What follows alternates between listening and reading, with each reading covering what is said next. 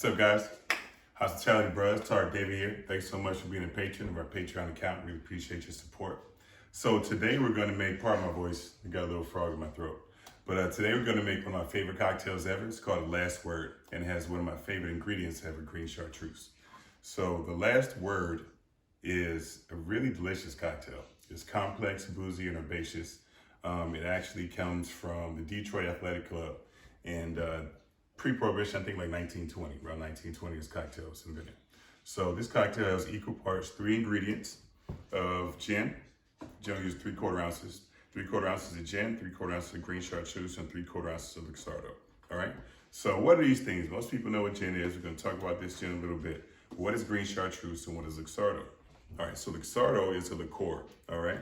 The liqueur is generally going to be distilled using some fruit. So this one is made with maraschino cherries, and not those like disgusting, really crazy bright red cherries you see at bars, because those cherries are actually bleached white and then dyed red. That's why the stems are red. This comes from like the stems and pits, seeds, and stems of Marasca cherries. All right. So this Luxardo, this liqueur is pretty much, it's got a really kind of funky, dry flavor. It has a funkiness and a dryness, and also a sweetness to the cocktail. So before you make a cocktail, try all 3 of these ingredients separately, or at least these 2, whichever ones you're not familiar with. All right, so that you know what's going into your cocktail, so that way you can taste all those flavors later on when the cocktail is done. All right, so Luxardo, taste a little bit of Luxardo, it's really good. Green chartreuse, one of my favorites.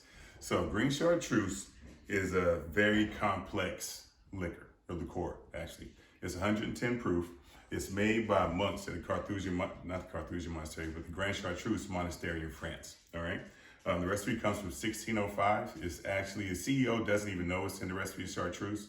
It's 2 monks that know what's in the recipe. I did this. It's 2 monks that know the recipe, and they go out and get their ingredients separately, and then they put it together and taste it and make sure it's right. All right. So green chartreuse, it's complex, boozy, and herbaceous. It's the base of this cocktail. Tastes a little bit by itself.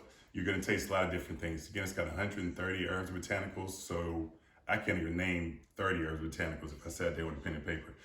This one has 130, so you can taste a lot of different notes. So it kind of all depends on what your palate is, as far as what flavors you're going to taste. Take a little sip of this. I don't recommend taking a big shot because it's strong, but take a little sip. All right, so you know what it is. And don't be scared of the cocktail after you take the sip. All right, so the drink is going to be delicious. And here we have gin. All right, that's another ingredient that's in the cocktail. This gin that I'm using is a Wonderbird gin. It's a local cocktail, local spirit rather. It's made in a distillery not too far from where I live in Taylor, Mississippi. And this gin is a little bit stronger. It's a 90 proof gin. And I really like it because it's a rice-based gin. All right, there are very few rice-based gins in the world. So this gin is actually made using a lot of the sake traditions. All right. And so gin, sometimes people are scared of gin. You know what I mean? Spring Break 96, I didn't drink gin for 20 years, you know, and I blame Snoop. It was Snoop. Talking about gin and juice. So I was drinking a lot of Tanqueray. And after Spring Break 96, I don't want to see a green bottle anywhere, not even a Sprite bottle. All right. And actually, it's this cocktail that kind of brought me back into the gin. And one thing I acknowledge about gin is just flavored vodka. All right. So this gin, just like all other gins, the base spirit is distilled, and then there are botanicals added to it. One thing that I like about this gin is that each botanical is added one by one. So it's got a lot of local red clover. It's got a lot of red lemon, mild lemon rather. And it bounces really well off the chartreuse in this Last Word cocktail. If you don't like gin, you can try a variation with mezcal. All right, if you want to try something new, this is Del Magre Vida Mezcal. It's a great mezcal, great cocktail mezcal. You can find through most liquor stores. And this is going to give your cocktail a little bit of smoky vibes to it. All right, we're going to make the classic today. Again, if you're not a big gin fan, you can try this with something smoky and different. And we're going to go with the classic. And fresh lime juice is the other ingredient that I forgot. All right, so we are going to start the cocktail. So again, 3/4 ounces of each ingredient. All right, we're going to start with the fresh lime juice, and use fresh lime juice. I juiced this lime juice earlier. All right, so use fresh limes. Don't cheat and buy the bottled lime juice because it has a much different flavor. It's going to be pasteurized. You want to go fresh. This juice is going to keep for probably about 36 to 48 hours. I wouldn't use fresh lime juice past 48 hours. Then it's kind of tart and kind of bitter. All right, but juice is probably an hour earlier. So we're going to start off with 3/4 ounces of fresh lime juice. So it's important to use your jigger. Actually, I'm going to the big part. It's important to use your jigger when you're making this cocktail and all of the cocktails, actually, just because it's very important to get the ratios right, all right? It's all about having a balanced cocktail. As far as balance of sweet, strong, tart, whatever the elements of the cocktail are, you want to make sure they're balanced, all right? So we're gonna go 3/4 ounces of Luxardo. Drop that top and pick that up. 3 ounces, 3/4 ounces of the chartreuse. I think subconsciously I said 3 because I like it a lot. All right, but we're not gonna do that. 3 ounces of chartreuse to get you. And then we're going 3/4 ounces of the Wonderbird gin.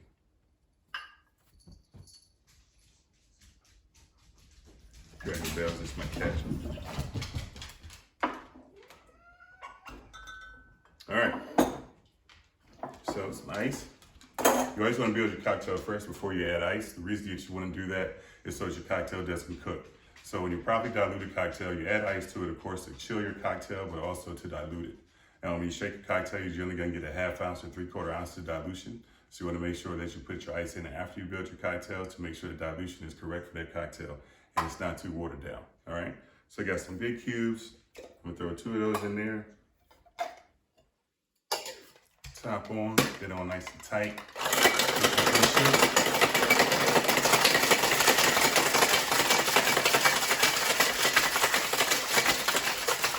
Word. You hear that ice breaking up in there. All right. So now we're gonna double strain this cocktail and we're gonna double strain it into our coupe glass. I love a coupe glass. That's where it's very important. Of course, you might be, I don't have a coupe glass. Where's the coupe glass from? Little drink cocktail glass pack. I love to go to the thrift stores and find glasses cheap. Here, you got this one for 89 cents. So, double strain this cocktail, strainer on top, get your fine glass strainer.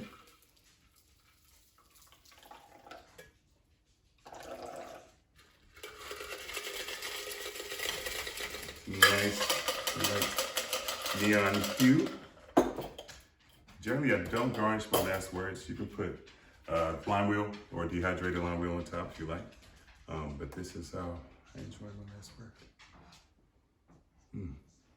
Cheers, guys. Very nice. Very nice. Peace. Y'all enjoy last words, guys. Have a great time. Thanks again.